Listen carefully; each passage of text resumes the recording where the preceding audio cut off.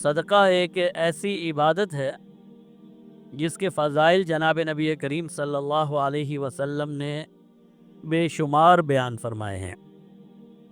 اور صدقے کا جو اصل ثمرہ اور اصل انعام ہے وہ یہ ہے کہ صدقہ کرنے والا اپنے صدقے کی وجہ سے جنت میں داخل ہو جائے۔ جناب نبی کریم صلی اللہ علیہ وسلم نے فرمایا، صدقہ کرنے والوں کو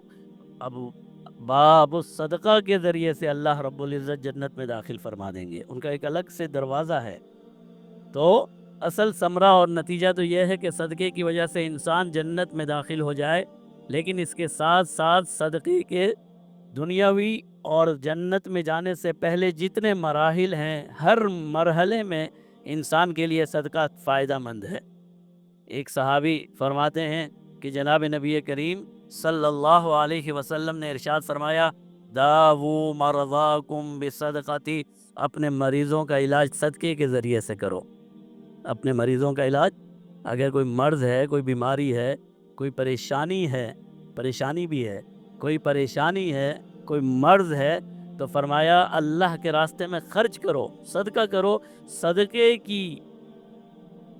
صدقے کی برکت کی وجہ سے اللہ اس بیماری کو دور فرما دیں گے۔ فرمایا جہاں پر ہم ڈاکٹر کے پاس جاتے ہیں، دوا کھاتے ہیں، آپریشن کرتے ہیں، یہ سب کرنا چاہیے اور کسی کو نہیں چھوڑنا چاہیے، لیکن اس کے ساتھ ساتھ ایک اور راستہ بھی ہے، اور وہ راستہ ہے صدقہ اور خیرات۔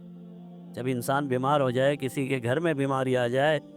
کسی کی اولاد میں بیماری آ جائے، والدین بیمار ہو جائیں، انسان خود بیمار ہو جائے، تو جناب نبی کریم صلی اللہ علیہ وسلم کا مشورہ یہ ہے کہ پھر اپنے مرض کا علاج صدقے کے ذریعے سے کرنا چاہیے، کہ صدقہ اور خیرات کرنے سے گھر سے وبائی امراض بھی دور ہو جاتے ہیں، اگر کوئی بیمار ہے اسے بھی صحت حاصل ہو جاتی ہے۔